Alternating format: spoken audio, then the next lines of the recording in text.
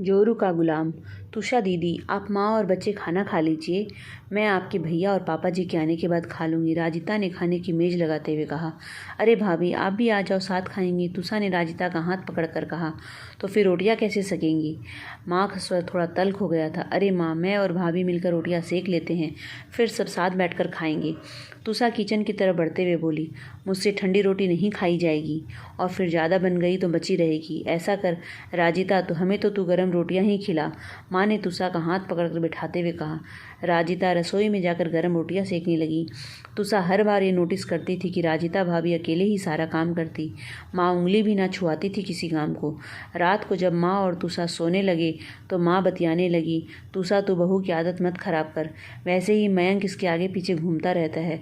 अब देख, सुबह उठकर अपनी और बहू की चाय बनाकर कमरे में ले जाएगा, फल सब्जी ले आएगा, रात को भी रसोई समेटने में इसकी मदद करता है, और दिन में 2 4 3 फ़ोन तो करता ही है। पूरा जोरू का गुलाम बन गया है तेरा भाई। माँ की इन बातों को सुनकर तुषा का मन खट्टा हो गया। जानती थी कि समझाने से तो माँ मानेगी नहीं, इन्होंने आज तक किसी की कोई बात समझी है क्या, हमेशा अपनी ही चलाई है। तब उसने अपने बच्चों को कुछ समझाया। अब जितने दिन तुषा मायके में रही, उसके बच्चे बार बार कहते कि हम नानी के यहाँ आए हैं, अब नानी हमारे घर चलेगी। माँ कहती, अरे नहीं, मैं क्या बेटी के घर जाते अच्छी लगूंगी, पर एक बात को बार बार कहा जाए तो वह कहीं न कहीं दिमाग में घर करने लग जाती है। बच्चों के साथ पापा जी और मयंक कहने लगे हैं थे कि कुछ दिन के लिए चली जाओ, तुम्हारा दिल बहल जाएगा।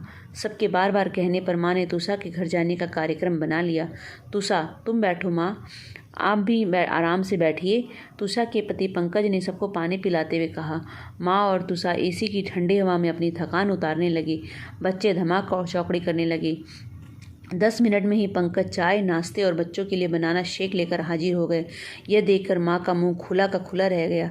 तुषा धीरे से मुस्कुरा दी।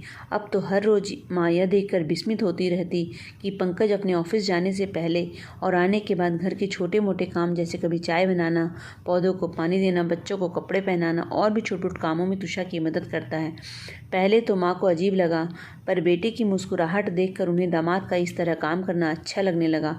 आज कोई रसोई में नहीं जाएगा, आज बंदा सबके लिए पकौड़े बनाएगा।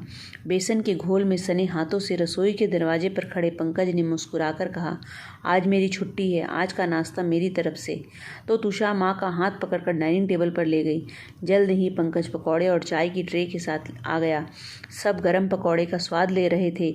माँ बोली, मेरा दामाद तो हीरा है, हीरा, मेरी बेटी को कितना प्यार करता है। प्यार नहीं माँ, इसे गुलामी कहते हैं, आपका दामाद तो जोरू का गुलाम है। तुषा ने जोर से कहा। तू पागल है क्या, भला अपने पति को ऐसे कहती है, उनका प्यार तुझे गुलामी लग रहा है, माँ ने लगभग तुषा को डांटते हुए कहा।